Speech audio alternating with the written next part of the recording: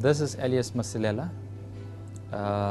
wearing my hat as the chairman of the number 43 Troni Park Legacy Project.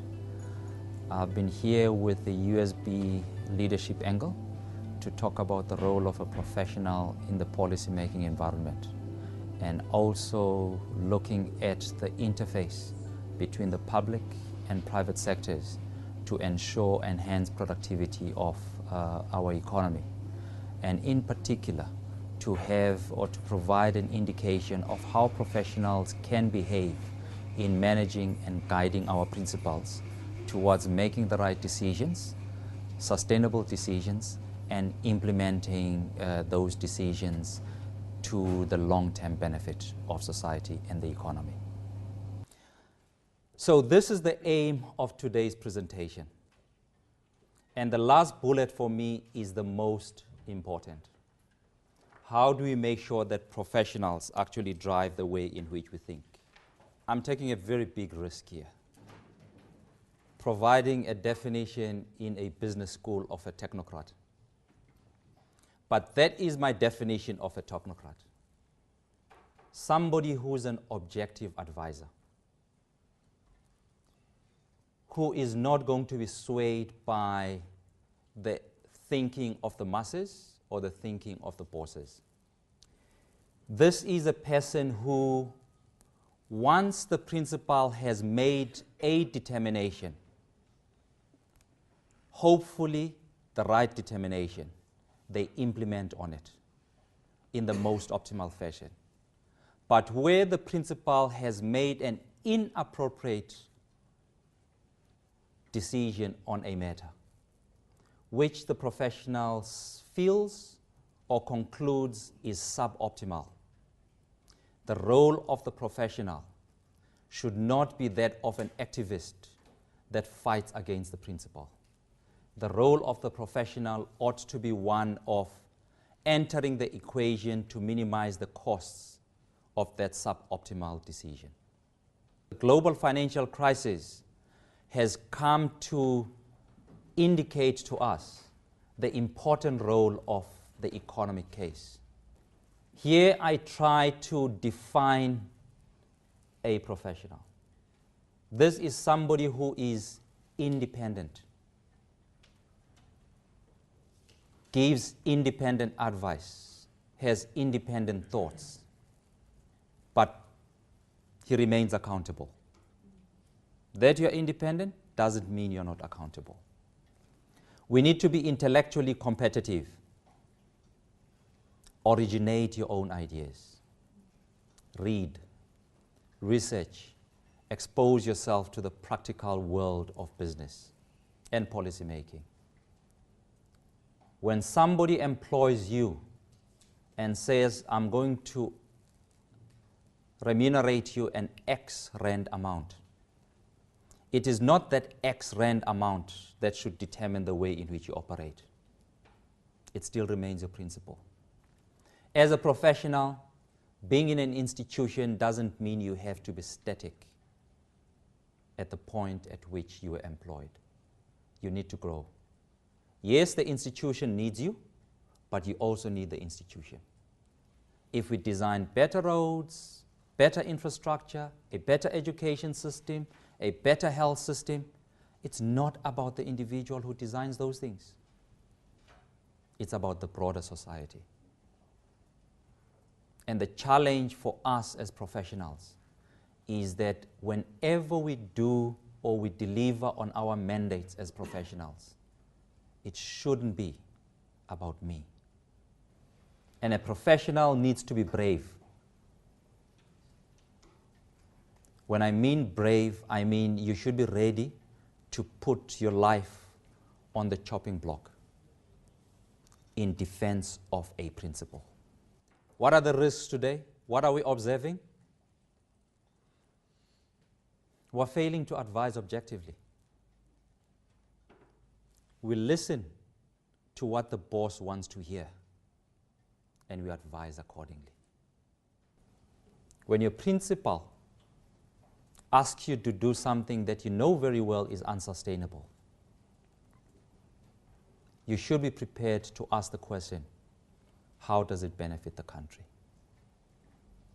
How does it benefit the people that I'm serving? When people say you get the leader you deserve, it's because of the way in which we manage our principles. Management is a two-way process. I think I'm getting on thin ice again. It is not only the manager that needs to manage you. You also have to manage your manager. When I say take political positions, is not to take party lines. There's a fine difference.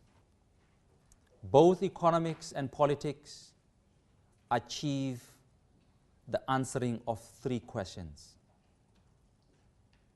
Who gets what, when, and how? It is not the leaning towards a political party or a political ideology, but leaning towards decisions that are consistent with sustainability and efficiency.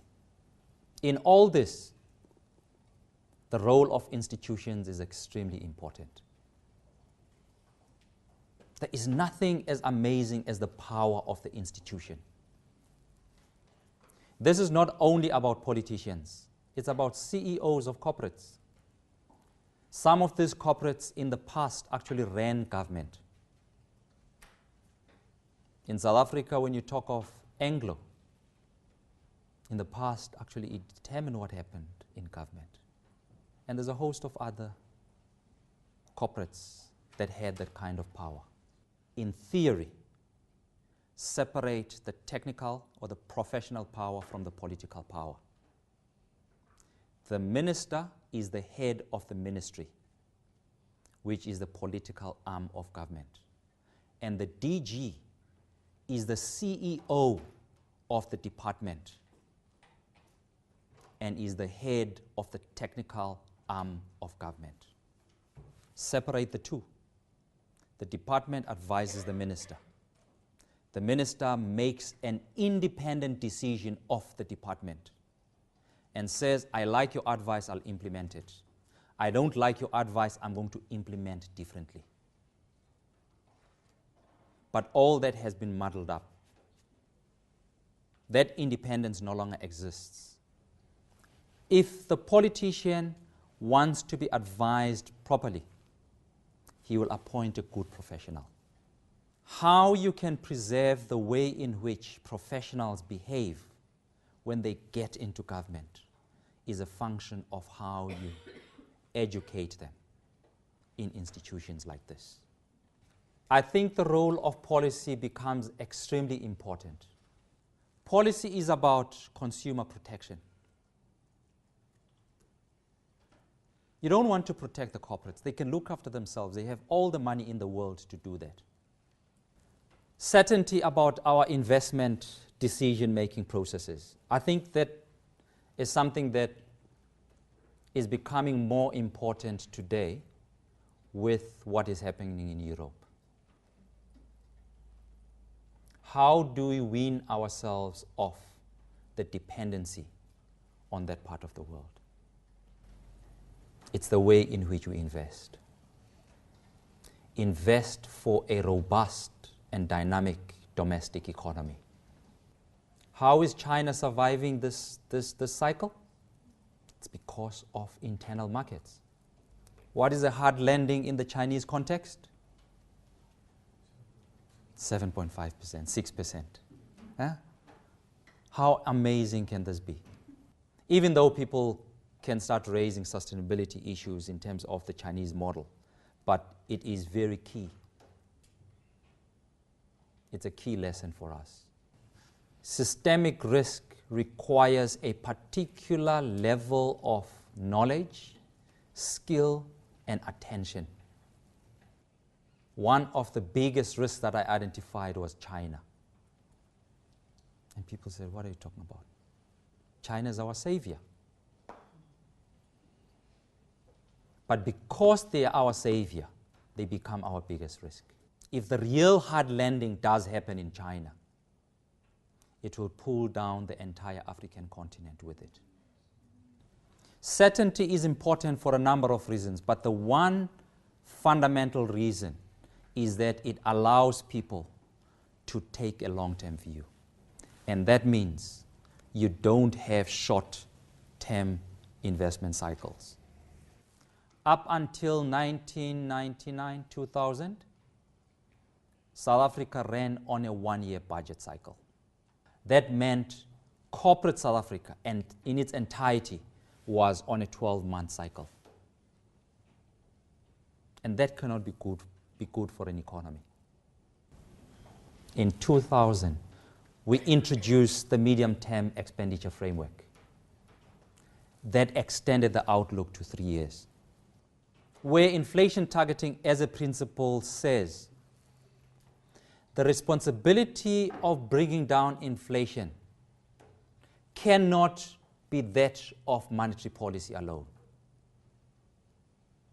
It has to be the responsibility of all price setters in the economy. So inflation targeting says we all have a responsibility as price setters. As we demand these higher wages, we need to take account of the fact of the inflation impact that is going to have. Since putting into place inflation targeting, we've had a much narrower variability in the interest rate. Then recently it was the National Planning Commission. 3 years was still not enough. The decision was let's develop a development plan for the country, which is going to give us a much longer outlook, 20, 25 years. But for these to be functional in a sustainable and optimal fashion, we need very good governance structures. We need very good and reliable legal structures. If the ANC walks out of power today and DA takes over, are we going to have consistent policies going forward? That means we need to put in place a framework that guarantees us that. And one of these is the regulatory impact assessment framework, which has been applied very well in Australia. For every policy, for any legislation that gets put out, it needs to go through a milling machine. And this milling machine asks a series of questions. And if this policy fails any of those questions, it gets thrown back to government. So communication becomes a very important part of implementing the things that we're talking about. Making sure that we get buy-in from all stakeholders and also achieve a certain level of political credibility. And over the years since 1994, we've gone through different stages as a country and as an economy. RDP, which led to the first elections, which was the ANC manifesto. Then it was the Job Summit in '98, Financial Sector Summit that led to the Financial Sector Charter in 2002, Growth and Development Summit in 2003, ASGISA in 2004. Back to that, it was GIPSA and the New Growth Path. In 2012, you will have the National Development Plan. This is the message that I would like to leave you with. We have a challenge, we have a responsibility, we have an obligation. What do you do if staying in this job compromises your integrity? Do you persevere? Or do you walk? You're beginning to realize the gravity of the conflicts that you have to go through when you deal with your principals. You have to answer that question as an individual. Thank you.